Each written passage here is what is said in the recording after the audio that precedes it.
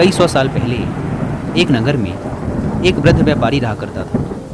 पूरे जीवन भर उसने कड़ी मेहनत की, जिसका परिणाम यह हुआ कि उसके पास अपार धन इकट्ठा हो गया। जैसे जैसे समय बीतता गया, उसके पास और धन इकट्ठा होता गया। लेकिन एक दिन उसने ऐसा महसूस किया कि अब वह इस संसार में ज़्यादा दिन तक जीवित नहीं रहेगा। वह सोचने लगा कि इस धन का क्या किया जाए। उसने बड़ी मेहनत से खून पसीना एक करके इस धन को इकट्ठा किया था। उसके 2 बेटे थे। उसने निश्चय किया कि वह उस धन को दोनों में नहीं बांटेगा, बल्कि सारा धन उस बेटे को देगा जो उन दोनों में अपने को ज़्यादा बुद्धिमान सिद्ध कर देगा, ताकि उसकी मृत्यु के बाद उसके मेहनत की कमाई का सदुपयोग हो सके। लेकिन उसके समक्ष समस्या यह थी कि यह कैसे पता किया जाए कि दोनों बेटों में बुद्धिमान कौन है। उसने बहुत सोचा विचारा, फिर उसने निर्णय लिया कि दोनों की परीक्षा ली जाएगी। उसने दोनों बेटों को बुलाकर कहा, ये 2 रुपए हैं। मैं चाहता हूँ कि तुम दोनों 1-1 रुपए लो और बाहर अलग अलग जाकर कोई ऐसी वस्तु खरीद कर लाओ जिससे सारा घर भर जाए। याद रखना, तुम्हें 1 रुपए से ज़्यादा खर्च नहीं करना है। दोनों बेटों ने अपने पिता को ऐसे आश्चर्य से देखा जैसे उनकी अक्ल मारी गई हो। उन्होंने कहा, यह कैसे संभव है? 1 रुपए में कोई चीज़ इतनी मात्रा में कैसे खरीदी जा सकती है कि उससे सारा घर भर जाए? लेकिन वृद्ध व्यापारी वैसा ही करने पर अड़ा हुआ था जैसा वह कह चुका था। उसने कहा, चले जाओ और ध्यान रखना, इस काम में ज़्यादा समय नहीं लगना चाहिए। मैं तुम लोगों को 2 दिन का समय देता हूँ। दोनों बेटे 1-1 रुपए लेकर घर से बाहर चले गए।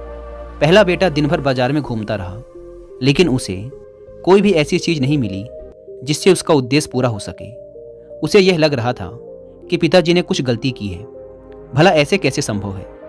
वह निराश होकर घर लौट ही रहा था कि रास्ते में उसे एक बैलगाड़ी दिखी जो कि सूखी घास से भरी हुई थी। यह देख उसकी कुछ उम्मीद जागी। उसने सोचा, 1 रुपए में कितनी घास मिल सकती है?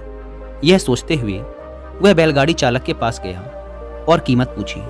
काफ़ी मोल भाव करने के बाद वह 1 रुपए में सारी घास खरीदने में सफल रहा। उसकी निराशा थोड़ी कम हुई, लेकिन अभी भी उसे खुद के काम पर पूरा भरोसा नहीं था।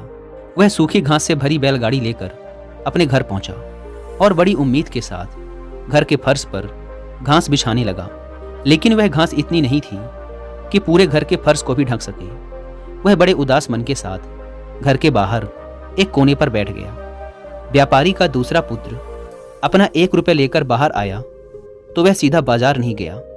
वह शांति से बैठकर सोचने लगा। बहुत लंबे समय तक वह सोचता रहा। सोचते सोचते पूरा दिन बीत गया।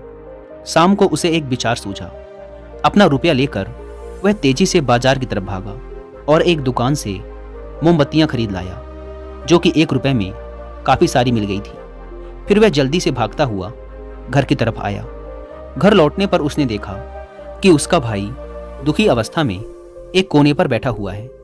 शाम हो चुकी थी, अंधेरा हो रहा था। वह जल्दी से घर के अंदर गया और हर कमरे में 2-2, 3-3 मोमबत्तियां लगाकर उन्हें जला दिया। सारा घर तुरंत ही उजाले से भर गया। यह देख वह बूढ़ा व्यापारी बहुत प्रसन्न हुआ और बोला, बेटे, तुम सच में बुद्धिमान हो। तुम ही मेरे इस मेहनत की कमाई का सही जगह उपयोग कर सकोगे और मेरे व्यापार को आगे बढ़ा सकोगे। आज से तुम ही मेरे वारिस हो और ये सारी संपत्ति। हम सब में इतनी काबिलियत होती है कि हम किसी भी समस्या का समाधान खोज सकते हैं, लेकिन ज़्यादातर मौक़ों पर या तो हम समस्या से डर जाते हैं या फिर हम उतनी मेहनत करने के लिए तैयार नहीं होते। हर बार मुश्किलों को पार कर आगे बढ़ना एक आदत है जो हमारे अंदर तब आती है जब हम अपने सामने आने वाली समस्याओं का सामना पूरे आत्मविश्वास और जोश के साथ करते हैं। वह अपनी मुश्किलों पर विजय हासिल करते हैं। अगर हम सकारात्मक नज़रिए रखते हुए अपने सामने आने वाली समस्याओं को समस्या नहीं बल्कि एक अवसर के रूप में देखना शुरू कर दें, तो हम जीवन की परेशानियों से कभी दुखी नहीं होंगे, क्योंकि अंततः हर समस्या हमें कुछ न कुछ नया सिखाकर ही जाती है और हमें हमारे कंफर्ट जोन से थोड़ा सा बाहर खींच लाती है। जब हम किसी मुश्किल काम को पूरा करते हैं तो हर बार हम पहले से थोड़ा बेहतर होते चले जाते हैं, ज़्यादा आत्मविश्वासी और ज़्यादा साहसी होते चले जाते हैं। जब एक मुश्किल काम हमें इतना कुछ सिखा के जाता है हमें आगे बढ़ा के जाता है, तो आखिर क्यों हम किसी भी मुश्किल काम को समस्या की तरह देखते हैं?